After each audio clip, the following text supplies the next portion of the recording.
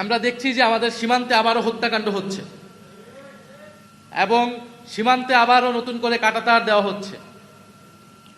তো সীমান্তে কাঁটাতার দিয়ে এবং সীমান্তে আমার দেশের জনগণকে হত্যা করে কেউ যদি বন্ধুত্বের কথা বলে তার সাথে বন্ধুত্ব সম্ভব না।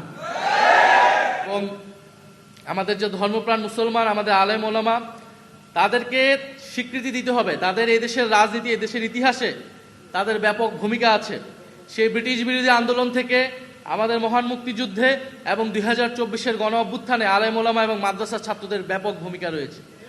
এদেশের যত গণ আন্দোলন হয়েছে, জাতীয় আন্দোলন হয়েছে, মুক্তির লড়াই হয়েছে, এদেশের আলেম ওলামা এবং মাদ্রাসার ছাত্রদের ভূমিকা রয়েছে। সেই ভূমিকাকে আমাদের জাতীয় ইতিহাসে যথাযথভাবে মূল্যায়ন করতে হবে, স্বীকৃতি দিতে হবে। আমরা জাতীয় নাগরিক পার্টি সেই স্বীকৃতি দেই, সেই লড়াইকে, সেই তাদের ইতিহাসকে আমরা ধারণ করি, আমরা আমাদের দেশের জাতীয় ইতিহাসেরই অংশ মনে করি। এবং বিগত সরকারের সময়ে, বিগত সরকার বলতে আওয়ামী ফ্যাসিস্ট সরকারের সময় যেই গণহত্যাগুলো হয়েছে, মানবতা বিরোধী হত্যাকাণ্ড হয়েছে, গুম হয়েছে, সব কিছুর বিচার করার দায়িত্ব বর্তমান সরকারের। আমরা দেখছি যে আমাদের সীমান্তে আবারও হত্যাকাণ্ড হচ্ছে এবং সীমান্তে আবারও নতুন করে কাঁটাতার দেওয়া হচ্ছে। তো সীমান্তে কাঁটাতার দিয়ে এবং সীমান্তে আমার দেশের জনগণকে হত্যা করে কেউ যদি বন্ধুত্বের কথা বলে তার সাথে বন্ধুত্ব সম্ভব না। কাঁটাতার দিয়ে কারোর সাথে বন্ধুত্ব করা যায় না। এবং আমরা বিশ্বাস করি এই কাঁটাতার সেই দেশের জনগণই একদিন উপড়ে ফেলে বাংলাদেশের জনগণের সাথে বন্ধুত্ব করবে। এবং বাংলাদেশের সীমান্তকে রক্ষা করার দায়িত্ব এই সরকারের এবং এই দেশের জনগণের। যদি সরকার ব্যর্থ হয়, জনগণ সেই দায়িত্ব কিন্তু নিজ হাতে তুলে নেবে। এবং বাংলাদেশের সীমান্ত রক্ষা করার দায়িত্ব আমাদের। বাংলাদেশের আমাদের নদীর যে পানির ন্যায্য হিস্সা সেটা আদায় করার দায়িত্ব আমাদের।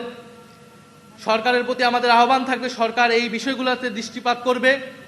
আমরা অন্য কোনো রাষ্ট্রের, সেটা যেই কোনো রাষ্ট্র হোক, তার কোনো করদার্য হিসেবে বাংলাদেশকে দেখতে চাই না। বাংলাদেশের স্বাধীনতা, সার্বভৌমত্ব এবং জাতীয় মর্যাদা অক্ষুণ্ণ রাখবে, আমরা এরকম একটি দেশ প্রতিষ্ঠা করতে চাই। সেটার জন্যই জুলাই গণ অভ্যুত্থানে আমরা সকলেই অংশগ্রহণ করেছিলাম।